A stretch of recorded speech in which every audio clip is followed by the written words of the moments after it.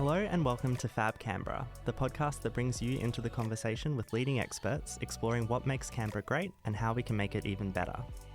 You're listening to our first series, Carbon Neutral Canberra, where we hear about our city's net zero journey from the people making it happen. Construction is a major source of carbon emissions every time we do a new build, and especially when a new build involves the loss of embodied carbon in a building bulldozed to make way for it.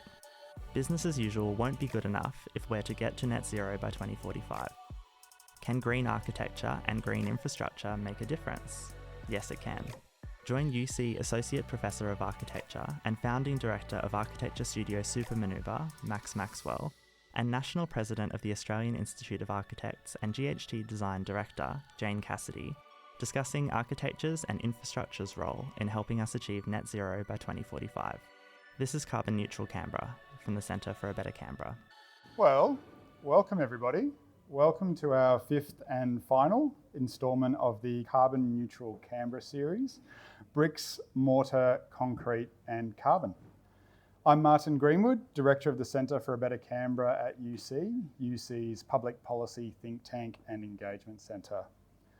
I'd like to start by acknowledging that we meet this afternoon on the lands of the Ngunnawal people and pay my respects to elders past, present and emerging, and extend that respect to Aboriginal and Torres Strait Islander people joining us this afternoon. So we started this series on Canberra's carbon neutrality with a look back at the world-leading policy that the ACT implemented to lead us today being powered by 100% renewable energy right here in Canberra. We looked at what lessons it could teach us as we now take the next step to achieve carbon neutrality, to achieve net zero no later than 2045. Throughout the series, we've looked at the household scale, from planting local microforests in your nature strip to how we live our day-to-day lives. We've discussed the challenges of addressing the largest single source of emissions in the ACT, which is transport. We've discussed the right to a healthy environment and legal measures that we can take to secure carbon neutrality. And in the last session, we talked about how we can electrify everything as quickly as possible, but in a way that doesn't leave people behind. For the last part in our series tonight, we will be discussing the built environment and how we need to look differently at both what we build, but also what we've already built. After transport, the second largest source of emissions in the ACT is burning fossil fuels. In the Canberra context, this happens almost entirely within the built environment. Residential, commercial and industrial gas use for heating, cooking and other processes. We also don't yet have a nationally consistent approach to measuring embodied carbon, though this is something that again the ACT has led the nation on. Our guests tonight are Jane Cassidy, the National President of the Australian Institute of Architects, Director of GHD Design, member of the National Capital Design Review Panel, and with a strong background in teaching the architects and designers of the future at the University of Canberra. We've also got Max Maxwell, Associate Professor in Architecture, Design and Built Environment. Max has literally written the book on embodied carbon in Canberra homes and how we can retrofit and use design for better energy efficient homes, particularly to suit our unique Canberra climate. Max, a premise of some of your recent work was that up to 60% of the emissions in our homes have happened before anybody even moves in, through the decisions made around construction, but outside of the architecture profession, I think there's probably a pretty limited public understanding of embodied carbon in buildings. Could you maybe talk us through some of your work? What is embodied carbon and what have you learned about Canberra homes as you've gone through your work? Well, I guess, and look, I'm so not an expert in this, so thank you for throwing me under the bus. I'm sure the Canberra audience, there's always at least 3 people in the audience who are way more expert than you are. But yeah, in short, maybe 2020 I moved back to Canberra, right? Yep. And as an architect who's worked internationally and has worked a lot at the interface of complex infrastructure projects, sports projects, transport projects, and even offshore wind farms. I've spent a lot of time in specialised work around questions of decarbonisation of construction. Moving back to Canberra in 2020, I undertook a small study, which was back in suburbia, was like all architects, I guess, 98% of homes in Australia do not engage the services of an architect, right? So as an architect, I really didn't have too much of a clue about houses. So I undertook a study, which was really just a quick one, to look at what is going on in houses, what's going on in suburbia, and Canberra, if you will, is sort of a benchmark of suburbia globally, right? So as an architect, we really understand that the life cycle of a project is a really big deal to consider.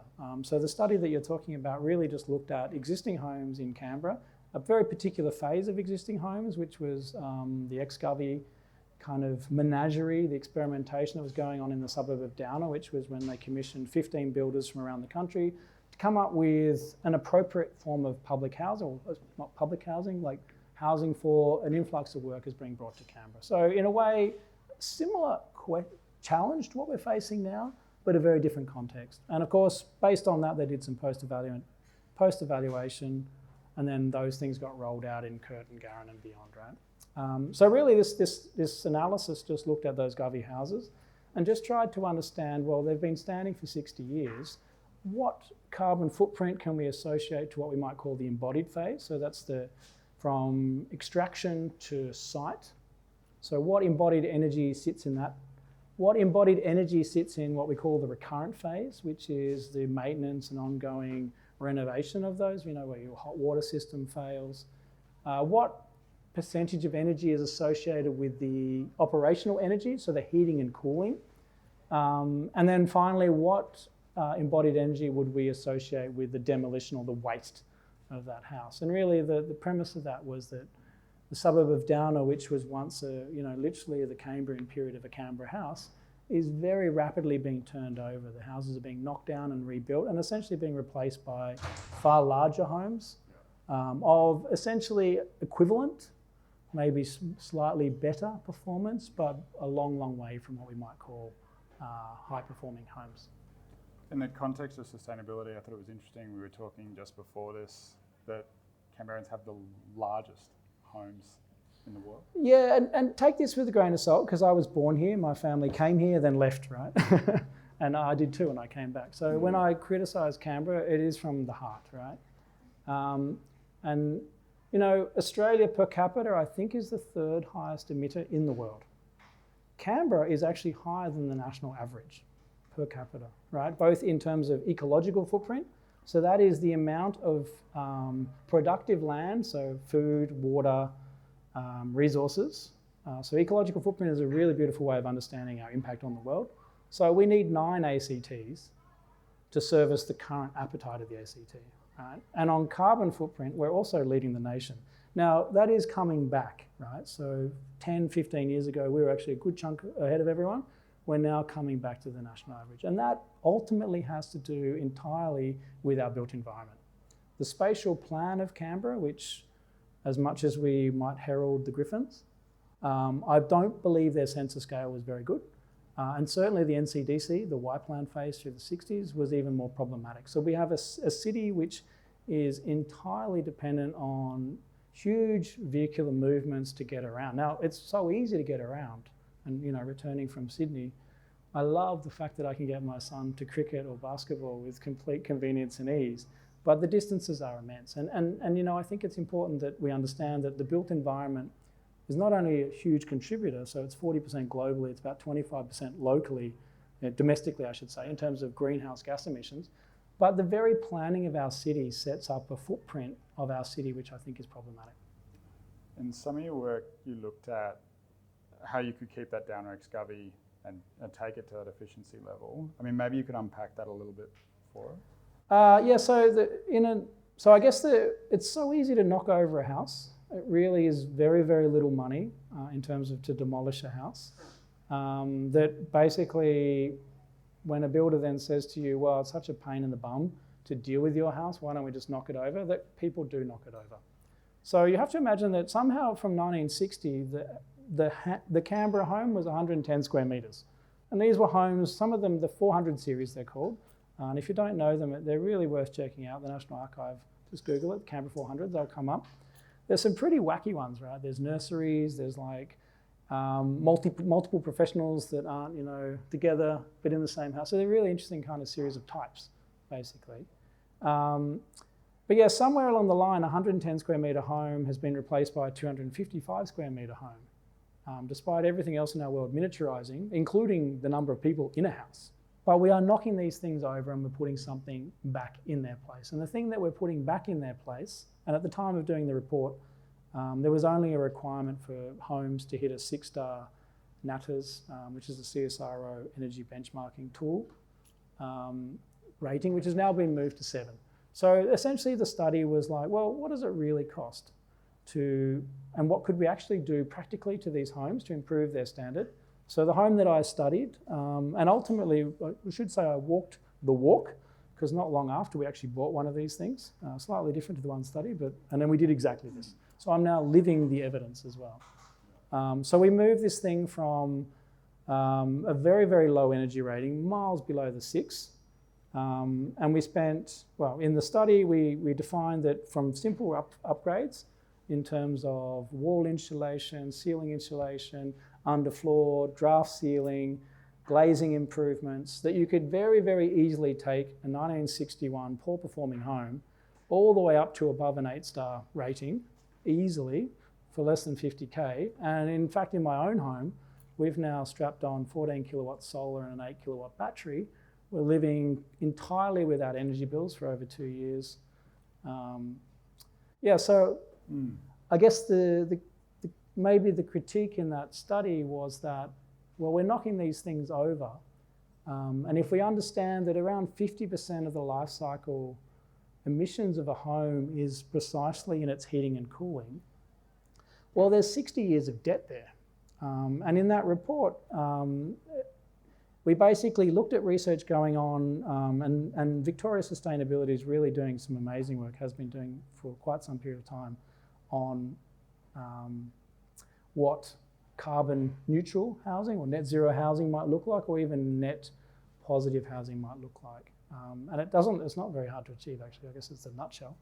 But yeah, so I guess the challenge in that study was to say, this home's been there for 60 years, and for 60 of those years, maybe in the 80s it took on gas central heating, before that it was a central gas heater, that there's actually an awful lot of carbon already invested in that home. And I think, struggling to remember the numbers actually, but I think it's around something like maybe 8,000 trees needed to be planted to offset that one home.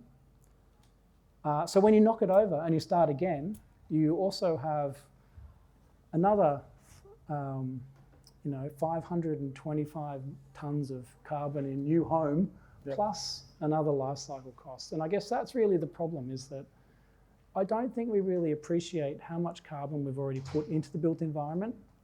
And I guess that if people were more aware of that, maybe they might think, particularly in a society like Canberra, which you would argue is a very learned society, they might think twice about what it means to bowl it over, to put something back. And if you were to put something back that's really, really good. I didn't know about your personal experience. I mean, you're an architect, and I know you're a very technically capable person. Did you have challenges doing that yourself? So all we did was we put insulation in the walls, in the roof, and in the subfloor. Yeah. And we put in double glazing. That's all it took. And drafting, exactly. Yes, correct. And I think I should also say that I didn't probably spot Jenny there, but I thought you might be here. And Jenny has been doing this for a very long time. Yeah. And the numbers that Jenny gives me are that she's done this in hundreds of houses, and it's between $45,000 and $60,000 to make the upgrades. And what that does is it also saves all of that embodied carbon that's also invested in the existing building fabric.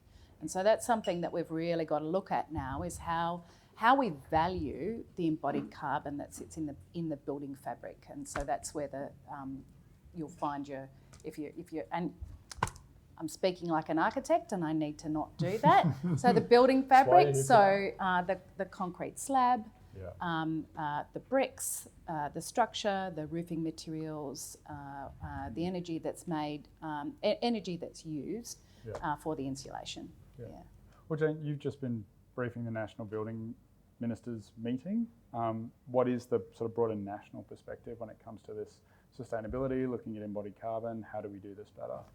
Oh gosh, okay. Give us the entire national picture in maybe 5 to 10 minutes. Couple of minutes. Look, there's a couple of really key things. One thing which certainly the ACT government has been leading and it's been really amazing working with the building minister in the ACT over the last 4 years. What we were able to do was to get a standard approach to embodied carbon. All of the building ministers across all of the states and territories and the federal government infrastructure minister have agreed that they will include a voluntary pathway for embodied carbon measurement in the 2025 NCC. So this is so exciting for us. And the NCC is the National Construction Code, and so all buildings in Australia need to be built in accordance with the National Construction Code. And so what that does across industry is it creates one system.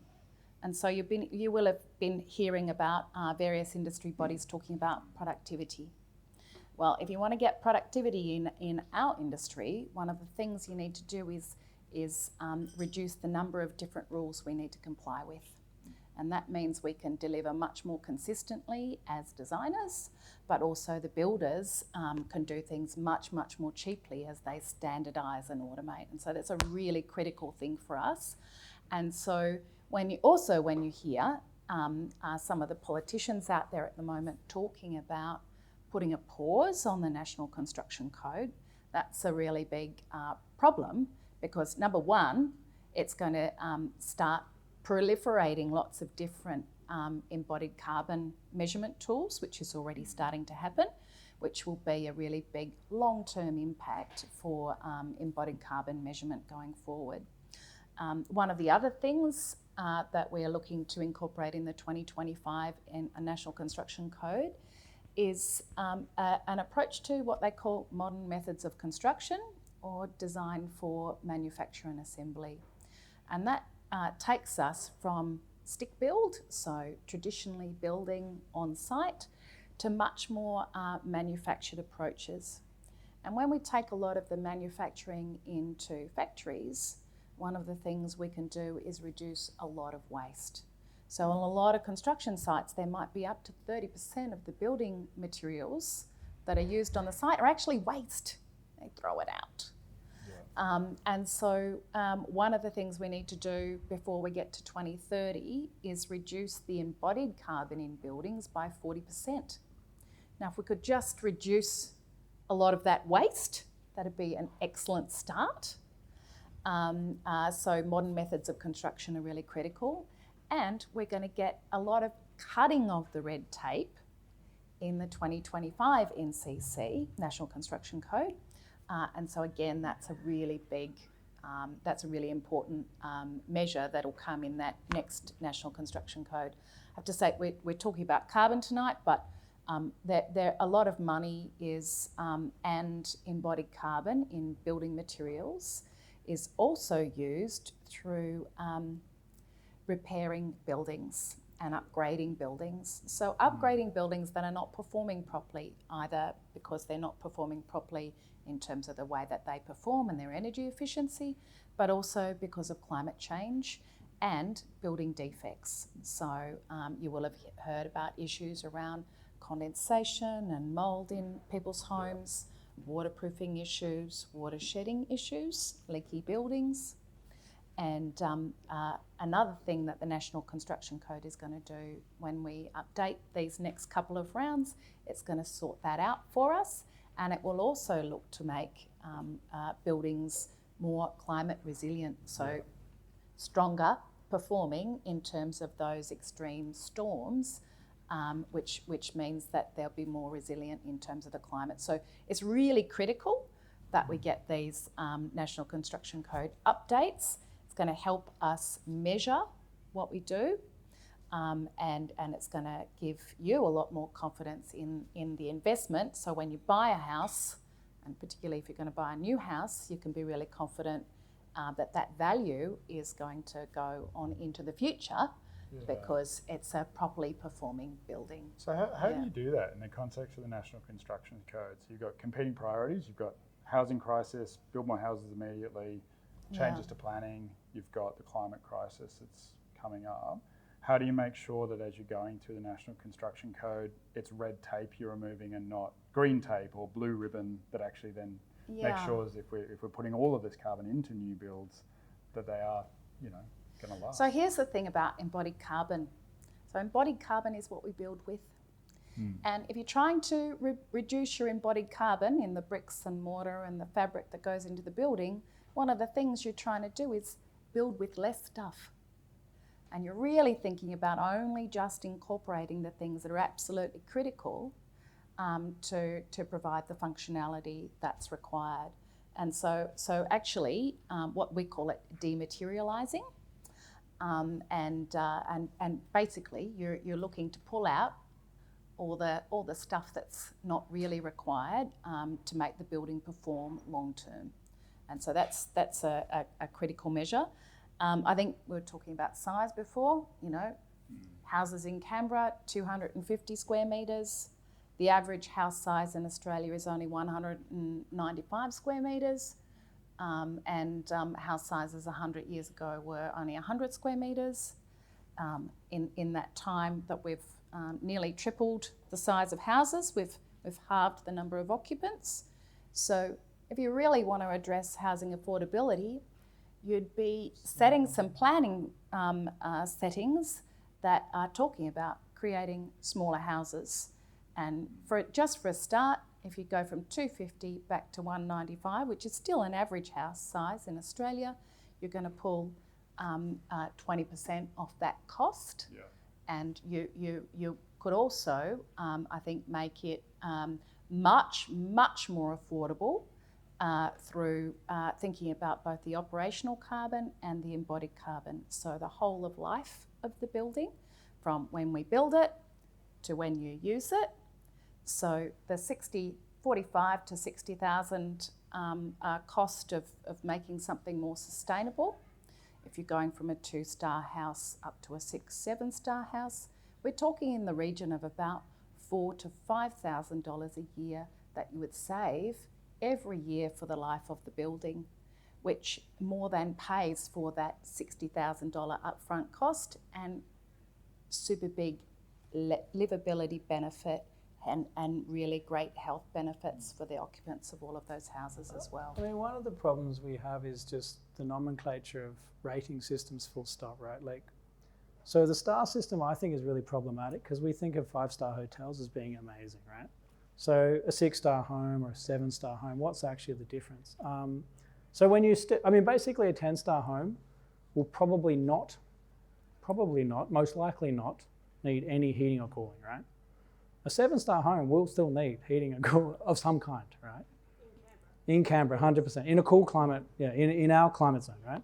So what it really means is when you step from 6 to 7, which is the change we've just made, which was a very positive change, you would argue, I think any architect would be like, God, it's really bloody hard to not do a 7. Actually, I'd have to do something super dumb to not get 7. Quite frankly, if I couldn't get an 8, I'd sack myself. Like, as an architect, I can't see a way of not getting one. Like, it's impossible. But what the star means is you basically see a 25%, more or less a 25% reduction in your heating, cooling load, right? But what we're talking about is it's how many megajoules of energy across both the average across winter and summer, right? Per square meter. So a 7-star home of 120 square meters and a 7-star home of 240, it's still twice the energy. Now I know that the energy is coming from renewable sources and will increasingly become local renewable sources, but that is still a problem, right?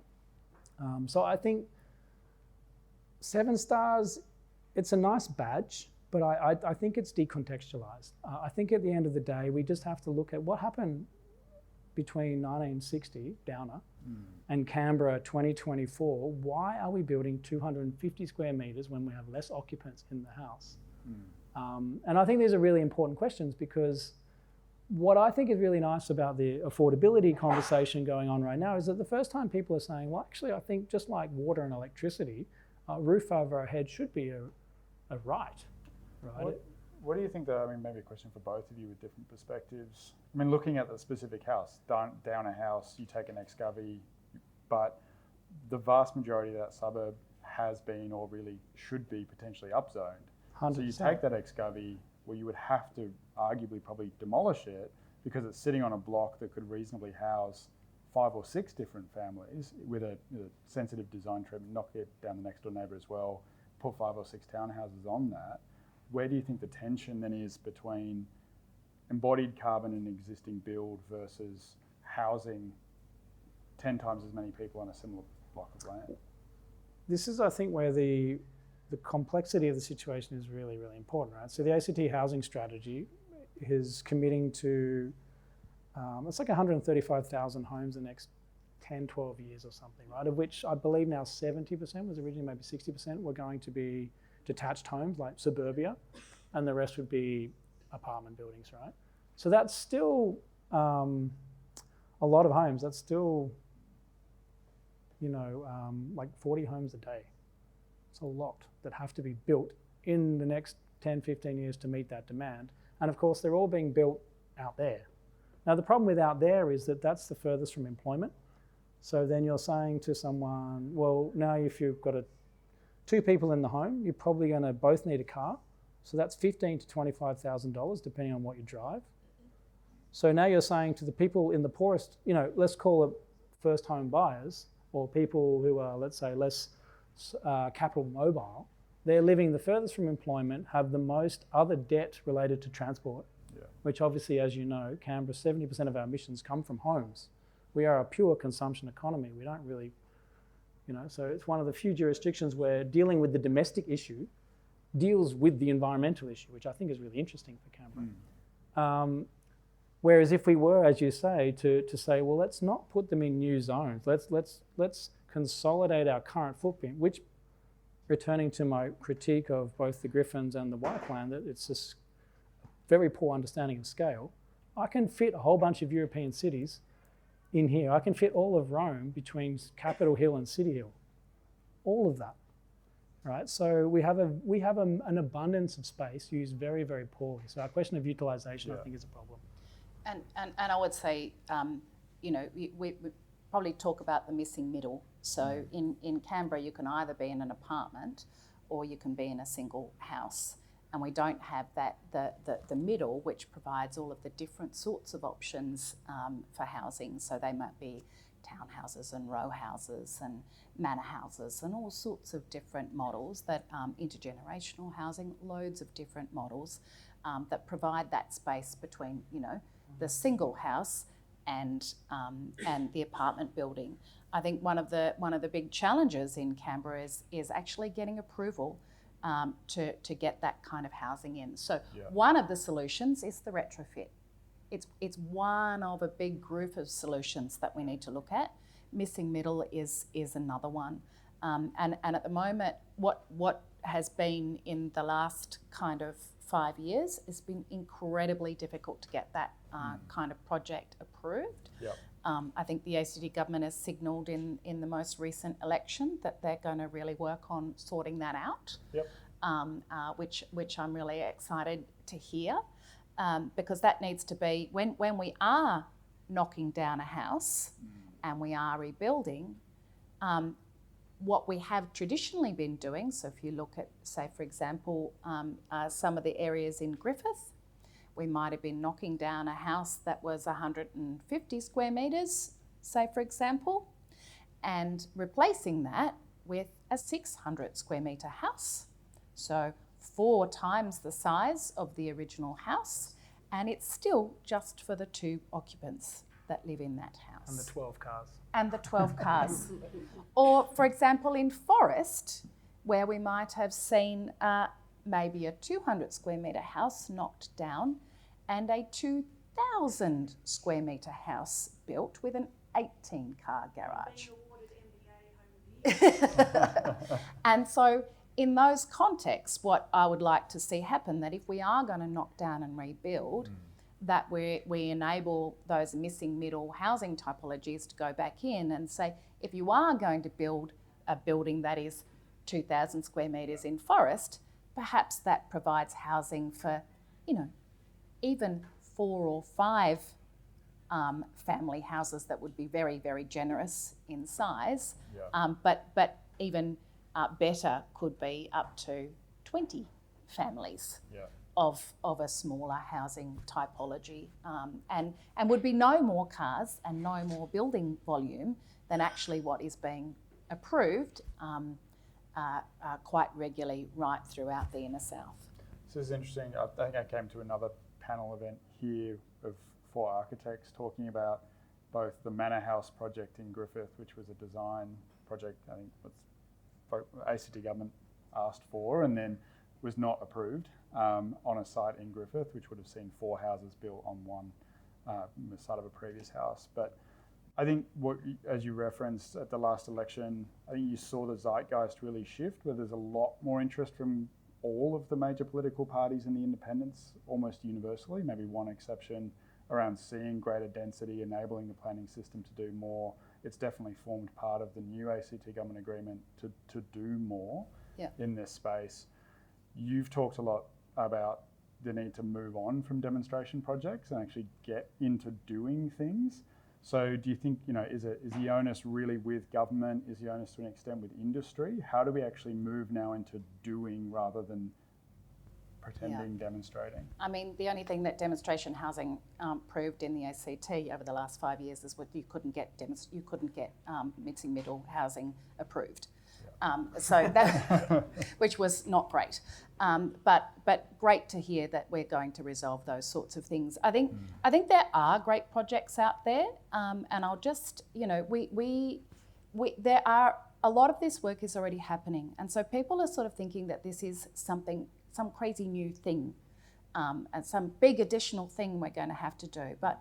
When we did the Canberra Low Carbon Housing Challenge, which we did probably 3 or 4 years ago now, what we looked at, and we looked at what business as usual is for a modest architect designed house. So let's say a well-designed modest house, and we looked at 90 of them. And what was really important is we retrospectively looked at them.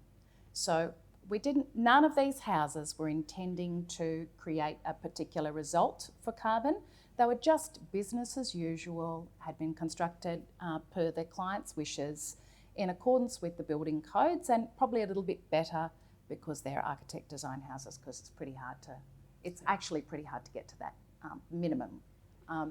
And so they're well-designed modest houses. And what we found across those 90 architect design modest houses was, in fact, a lot of them were, many of them were 7 and 8 stars or passive house standard, and many of them were, a vast majority of them were 50% reduced in terms of their carbon, and many of them were 100% reduced.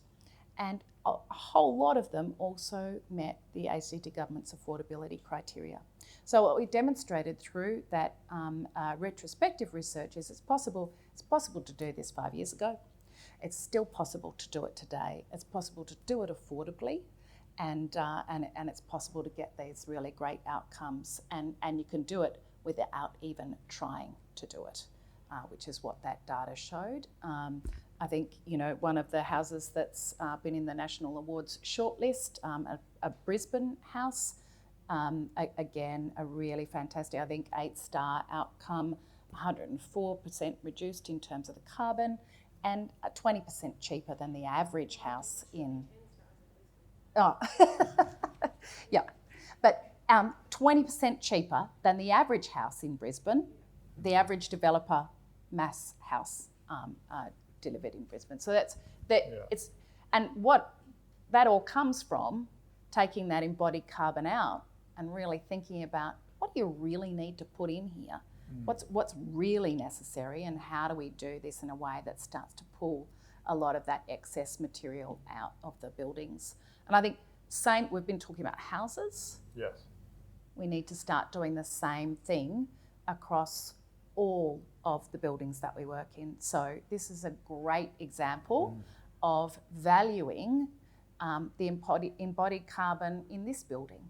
So this building has been here for over 100 years, and the building fabric has been, the bricks and mortar, the principal areas of that kind of embodied carbon that sits in this building, been reused and reused and reused and reused, and it's been used for lots and lots and lots of different purposes.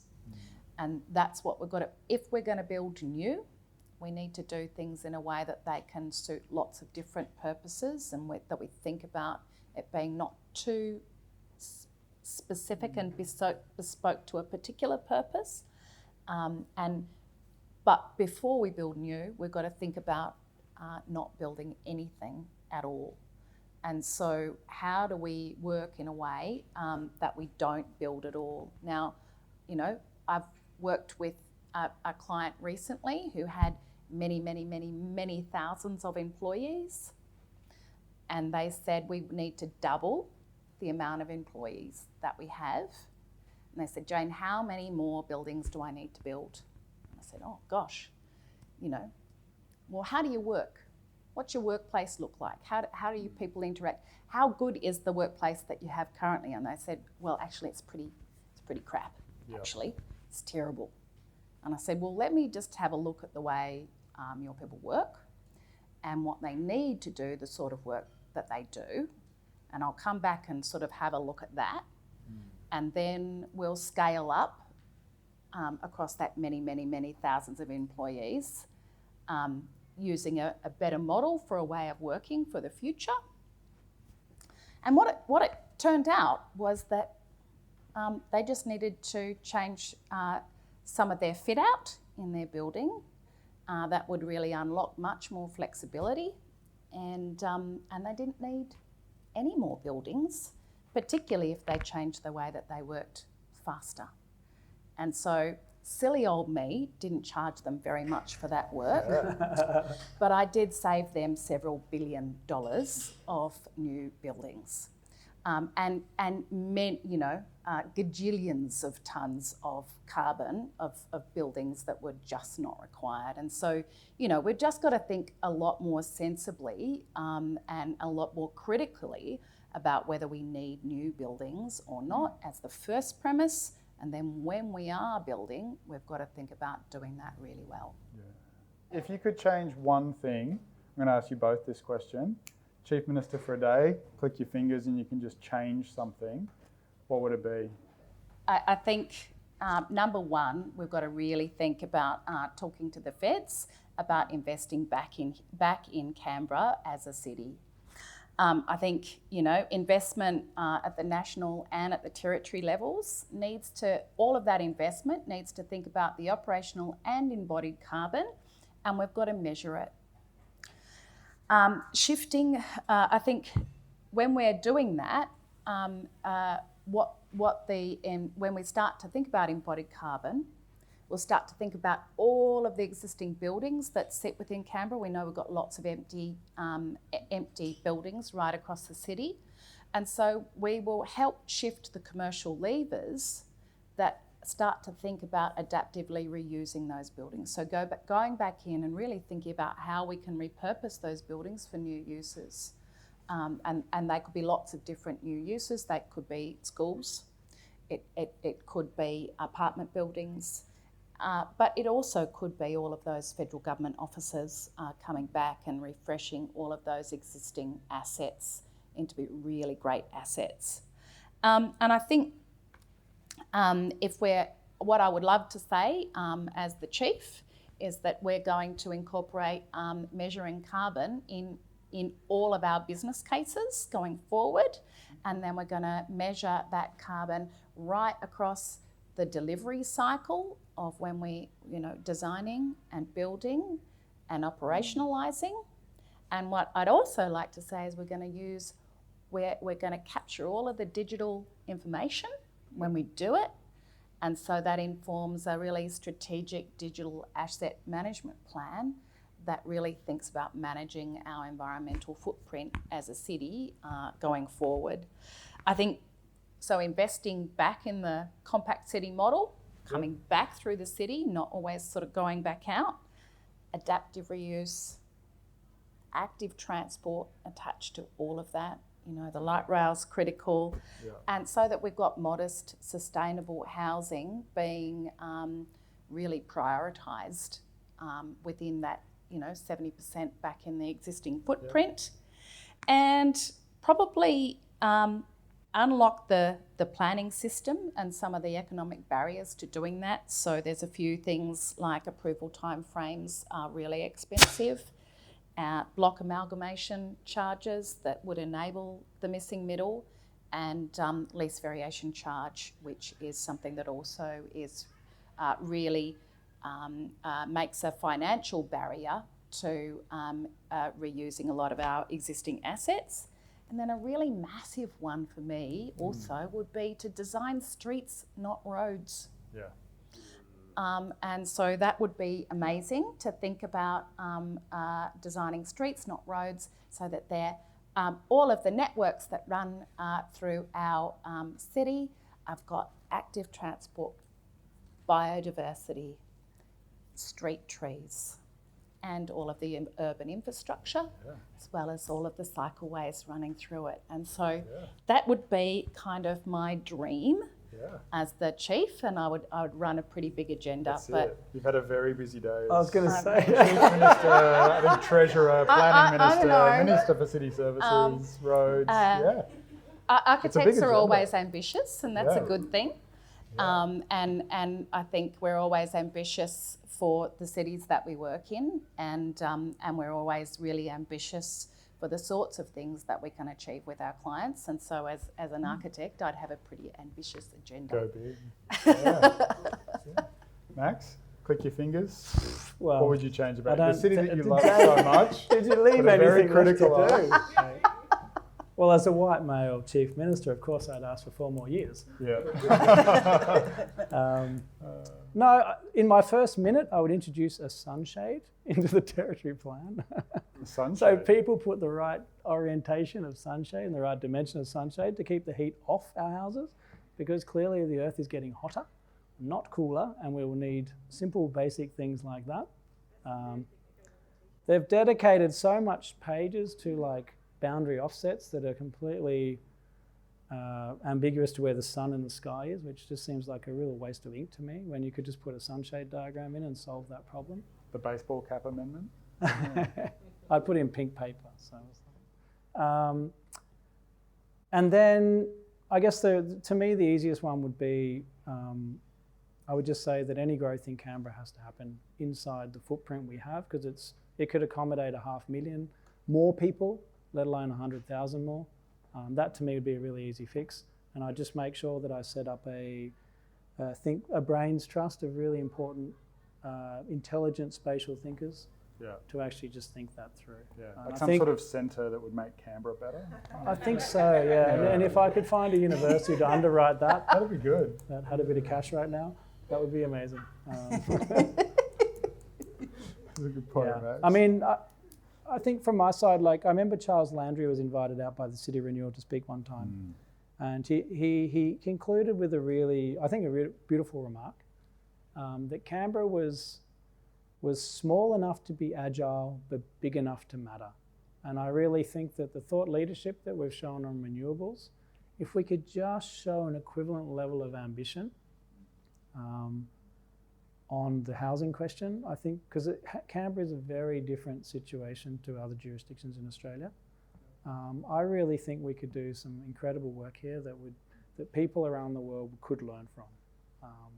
So that would be, as Chief Minister, I'd just try and make that happen. Amazing. Thanks, Ed. Well, we've got a little bit of time for questions from the audience. So who wants to jump? Chris, I'll go straight to you at the back. I'll repeat what you said just for the audio. So how do we move people away from the idea that bigger houses are better? Job cuts is a good way to start. Speaking for myself. Take the economy, shrink the houses.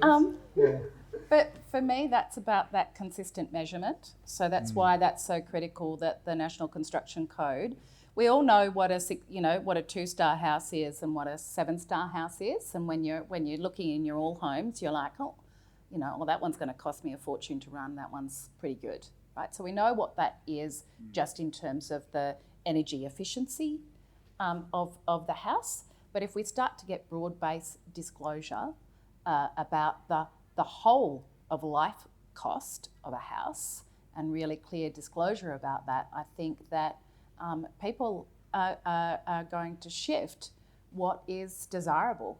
And once they really understand the cost of one of those massive houses. Having lived in one of those massive houses, it's not only expensive to run, it takes your entire life cleaning that stupid thing. So, I mean, just the quality of life that you get out of I lived in a multi-generational home. We thought that we needed 350 square metres for a multi-generational home. As it turned out, that was just wildly way too big. And when I left that home, we moved into, with my 2 sons, 90 square metres. And the quality of life that I got in that smaller house versus the 350 square metre house was just outstanding. Just to get my son a glass of water from where he was playing to where the kitchen was just, there was just efficiency gains everywhere. And not nearly as many bathrooms to clean. So I think that there's a strange thing where people think that they're going to get a better quality of life out of those massive houses, but I think we've got to go back and start to sell a different story about what keeping up with the Joneses might look like now, and we all might kind of regret the media room with no windows that can't be used for kind of anything else, and the massive butler's pantry and all of those things that are really we all know in COVID, none of us were hoping for those strange single-purpose rooms. We were all looking for a lot more flexibility in the way that we live, and working smaller is better. Yeah. Do you think, so there's an interesting role for government here, right? So government, through the planning system, sets a maximum plot ratio for freestanding houses, but my experience is it's a bit like the speed limit, right? If the speed limit's 80 k's, that's the speed that you drive at. Yeah. So if the plot ratio is 80%, you go to that, right? Yeah. But I think, maybe just to give you a plug on what we were talking about before, do you think maybe the absence of the architecture profession from a lot of the 100%, no, 1,000%. Look, the level of thinking in suburbia is super low. Yep. So clearly some trained people could probably contribute some value there. And that could be both at a governmental level or at a user level, right? Like, why do we limit houses to 2 stories? Yeah. Like, if we went to 3 stories, we would we could increase the amount of green space by 30%, right? Yeah. So then we would mitigate heat island effect, right? So maybe that shouldn't happen in, like, I don't know, Canberra's far reach banks or something, but maybe that should happen for sure in Downer, right? Yep. Or 2.5-story typology where you occupy the roof space. A lot of these things are outside the current planning instrument, right? They're rule breakers, they're done deals, but they could easily come back into the game. So again, this is where ideas in a time of crisis, which is actually the definition of architecture, it's always responding to crises. Yeah. Right? Half of them we invent ourselves, the other half hopefully we learn from other places. So I think that could really make a big difference. The instruments that we use, standards are minimum standards. They're not best practice. They're like, idiots are out there doing worse than that, so we've got to lift the benchmark. Yeah. So incentives would be a really interesting one, right? What if you get some concessions in order to do better? Yes. Or what if you could get cheaper mortgage rates, right? So we know that in Europe, for example, if you build to a certain energy rating in Germany, you get a much better mortgage rate than you do if you build status quo, right? So there are a whole bunch of instruments out there which, could we index our land taxes, our rates, to the carbon footprint of the dwelling on them? Maybe that would incentivize huge houses on large blocks to then think about subdividing and then action the recent legislation changes in Canberra about subdivisions, right? And site sectioning. So, there are economic instruments out there which would be punitive, but we are in a user pay neoliberal capital society, right? They're the tools we should pull because, as I say, like standards are like minimum practice. They are so far from best practice. And the other thing I'd probably say is qualifications frameworks. So architects have been registered have licensing frameworks across Australia, and in most jurisdictions, something, in the order of about 100 years. So architects have always had to meet some minimum standards, and those minimum standards aren't about, protecting us, they're about protecting consumers. Now, in many jurisdictions in Australia, you don't need to use an architect. In fact, the only jurisdiction in Australia that you need to use an architect, I think, is in New South Wales for multi-storey apartment buildings. And so a lot of the housing that is designed in Australia is designed by people who may or may not have appropriate level of skills. Now, as a very young student, I took a job for 4 weeks and for a developer. And they were doing one of the suburbs in Canberra, and me and 3 students who had no skill sets whatsoever, we would do a house in the morning and a house in the afternoon. And so that's how much thought went into those houses.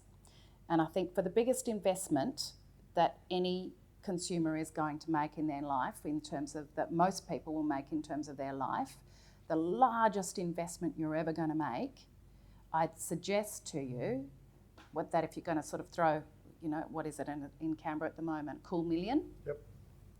You might want to get somebody to design your house who's going to take more than the morning to think about what the right solution is for your family. Or even just for your block. Or your block, yeah. I mean, that's the problem. I mean, if you look at 98% of homes in Australia are volume build. There's that many in Australia where you choose which company, pick from their catalogue, and they just turn it until it fits. Sometimes they might have to kind of bash it a bit, but that's it. I mean, you would not go buy a car with that level of thinking, right? Like no one would value that decision making, but that's what happens every single day, and in fact happens every 2 minutes in Australia. Someone's literally, a builder has literally, and I don't want to because I don't want to make this about builders, but that's literally all that's going on. They're taking something out of a book, out of a catalogue, and they're turning it, and that's it. Yeah. And that's really problematic because even at the estate planning level, not many blocks face the sun either. And once you apply the silly setback rules that don't acknowledge where the sun is, then you're left with like a bit of a crap sandwich, basically. Yeah. I'm conscious there's a lot on tonight. You both have to be somewhere else. So unfortunately, we don't have any more time for questions, sadly, but maybe people can grab you on the way out. Could you please thank Jane and Max? Thank you. Well, that's it for us. No more Carbon Neutral Canberra events, but keep an eye out on UC's social media for other things as they come up. Thanks so much for coming along. It's been really nice to have some of you at every single one of these events, which has been really lovely. And just thanks again for turning out and supporting the Centre for a Better Canberra. Thanks, everybody.